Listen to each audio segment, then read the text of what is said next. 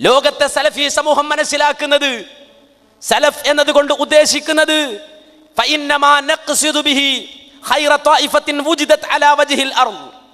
ഭൂമിയിൽ ജീവിച്ച ഏറ്റവും ഉത്തമരായ നല്ലവരായ ആളുകൾ, ലോകത്ത് കഴിഞ്ഞുപോയ അമ്പിയാക്കൾക്ക് ശേഷം, അതുപോലെ തന്നെ മുർസലീങ്ങൾക്ക് ശേഷം ലോകത്ത് ജീവിച്ച ഉത്തമരായ ആളുകൾ, വഹും സഹാബത്തു റസൂലില്ലാഹി സ്വല്ലല്ലാഹു അലൈഹി വസല്ലം. അതിൽ ഒന്നാം സ്ഥാനം സഹാബത്തിനാണ്. ഭൗതികമായ ഒരു കാര്യം ജിന്നിനോട് ചോദിച്ചാൽ അത് ശിർക്കല്ല, ഹറാമാണെന്ന് പറഞ്ഞ ഒരു സഹാബി, അവരാ സലഫിൽ ഒന്നാം സ്ഥാനക്കാർ. പിന്നെ ആരാ പിന്നെ വന്നത്? അതെ, അവർക്ക് പിന്നാലെ വന്ന ഫിൽ ഖർനിൽ അവ്വൽ, ആദ്യ തലമുറയിൽ വന്ന സഹാബത്ത്, ആ സഹാബത്തിന് ശേഷം വന്ന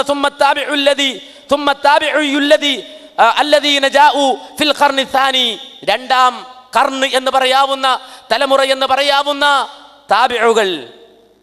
പിന്നെ ആരാ? തുമ്മ അത്ബാഉ താബിഈൻ അല്ലദീന ജാഉ ഫിൽ ഖർനി സാലിസ്, മൂന്നാമത്തെ ഖർന്, മൂന്നാമത്തെ തലമുറ എന്ന് പറയാൻ കഴിയുന്ന ആ താബിഈങ്ങളെ പിൻപറ്റിയ ആളുകൾ,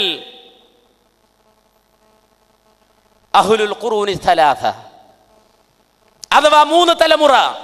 ഖൈറുൽ ഖുറൂൻ എന്ന് നബി പറഞ്ഞ മൂന്ന് തലമുറ, ഹും യുത്ലഖു അലൈഹിം അസ്സലഫ്, അവർക്കാണ് സലഫുകൾ എന്ന് പറയുക. സലഫുകൾ ശിർക്കിന്റെ പ്രചാരകരോ എന്ന് ബോർഡ് വെച്ച് നോട്ടീസ് ഇറക്കിയ ആളുകൾ ഈ കേരളത്തിൽ, ഈ ആലുവയിൽ, ഈ എറണാകുളം ജില്ലയിൽ വ്യത്യസ്തമായ കോണുകളിൽ പോസ്റ്റർ ഒട്ടിച്ചപ്പോ അവരുടെ മനസ്സിലെ വിശ്വാസം എന്താ? ഏതൊരു വിചാരത്താലാണ് അവർ നോട്ടീസ് ഒട്ടിച്ചത്? ജിന്നിനോട് ഭൗതികമായ കാര്യം ചോദിച്ചാൽ അത് ശിർക്കല്ല എന്നാണ് സലഫുകളുടെ വിശ്വാസം, ഹറാമേ ആകൂ എന്നതാണ് സലഫുകളുടെ വിശ്വാസം എന്ന് ബോധിപ്പിക്കാനല്ലേ, പ്രചരിപ്പിക്കാനല്ലേ? അതുകൊണ്ടാണ് തുറന്ന വേദി, സംവദിക്കാനുള്ള തുറന്ന വേദി ഞങ്ങൾ ഒരുക്കി തന്നത്. എന്നിട്ട് കൊണ്ടുവാ സലഫുകളിൽപ്പെട്ട ഒരാൾ ജിന്നിനോട് ഭൗതികമായ സഹായം തേടിയാൽ അത് ശിർക്കല്ല, ഹറാമേ ആകൂ, വസീലത്തു ശിർക്കേ ആകൂ എന്ന് പറഞ്ഞ ഒരാൾ ലോകത്ത് ജീവിച്ചിരിപ്പുണ്ടെങ്കിൽ, ആ ലോകത്ത് ജീവിച്ചിരുന്ന് ഈ വാദം ലോകത്ത് പറഞ്ഞു നടക്കുന്നവരിൽ ആരെങ്കിലും ഈ ശബ്ദം കേൾക്കുന്നെങ്കിൽ ഈ സഹാബത്തിൽപ്പെട്ട ഒരാൾ ഈ വാദം ഉന്നയിച്ചതുണ്ടോ? ഇല്ല. അതുകൊണ്ടാണ് നമ്മൾ നോട്ടീസ് ഇറക്കിയപ്പോൾ ആദ്യത്തെ വിഷയം വെച്ചത് സലഫുകൾ ശിർക്കിന്റെ പ്രചാരകരോ അല്ല. ഒരു സലഫും ശിർക്ക് പ്രചരിപ്പിച്ചിട്ടില്ല,